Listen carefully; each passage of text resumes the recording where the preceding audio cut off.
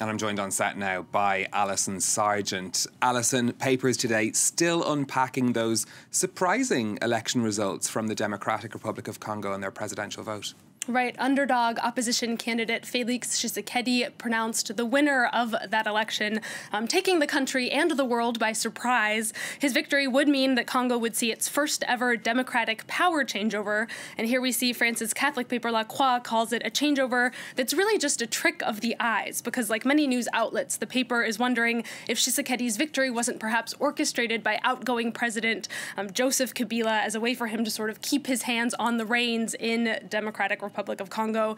Now, in the paper's editorial, though, they take a pretty optimistic approach to this, actually. They say it's still a big step, that popular pressure was not only able to force Kabila to step down, but also to sideline the candidate that he himself had sort of lined up to take over from him. Left-wing paper Libération takes a similar tone today. They ask if Tshisekedi could perhaps be a concession in the hope of an eventual transition.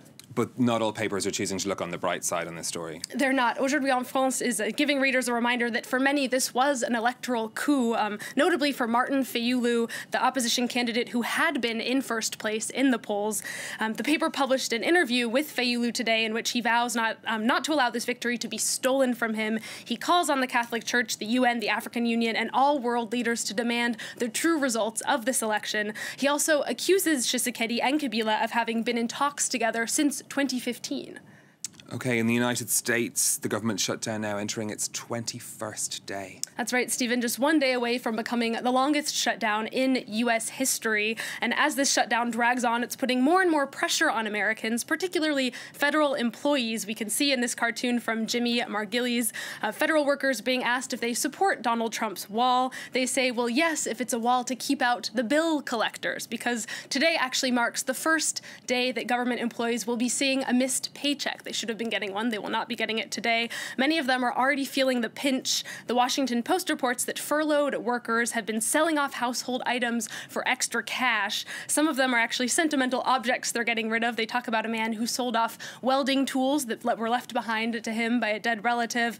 Another diehard Star Wars fan sold off a life-size replica of Kylo Ren's lightsaber, so things you can imagine you might not want to part with. Meanwhile, some businesses, though, are sort of trying to step in and ease the burden for these federal employees by offering so-called shutdown specials or furlough freebies. Some are pretty big companies like cell phone carriers like Verizon. Others, though, are just local restaurants offering people meals. In this one behind me, you can see this is an ad that a local brewery put out offering federal employees 20% off. Members of Congress, though, urged to stay away. They will have to pay 20% more.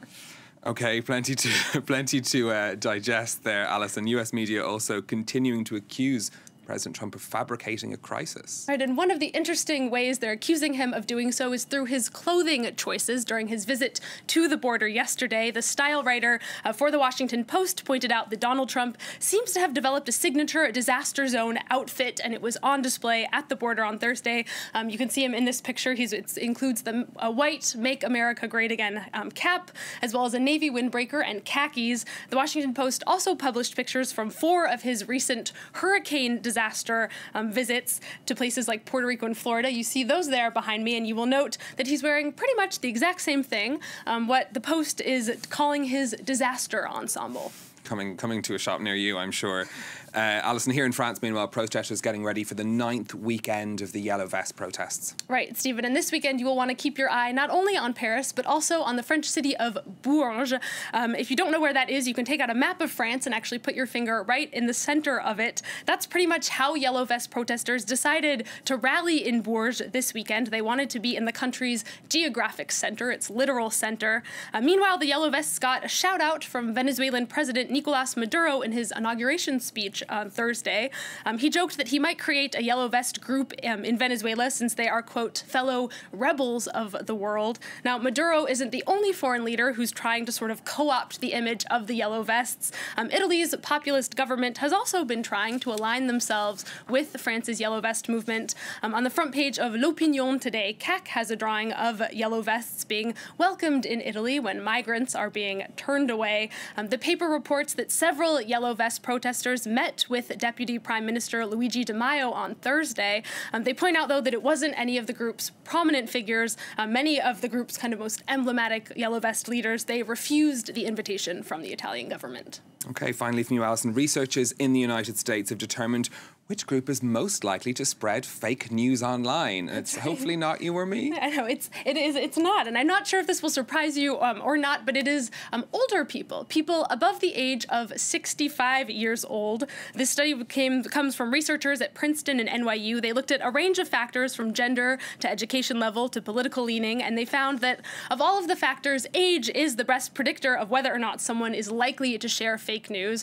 And they are likely if they are over 65, as I said. So this is a very real news article that you might want to share with some of the older people in your life as a bit of a warning. Be careful what you share. Of course, yeah, caveat emptor, I suppose, the reader version of that. Alison Sargent, thank you very much for that review of the international papers. And you can see more of what our journalists have selected as the best of the world's media on our website, france24.com. Look for In the Press.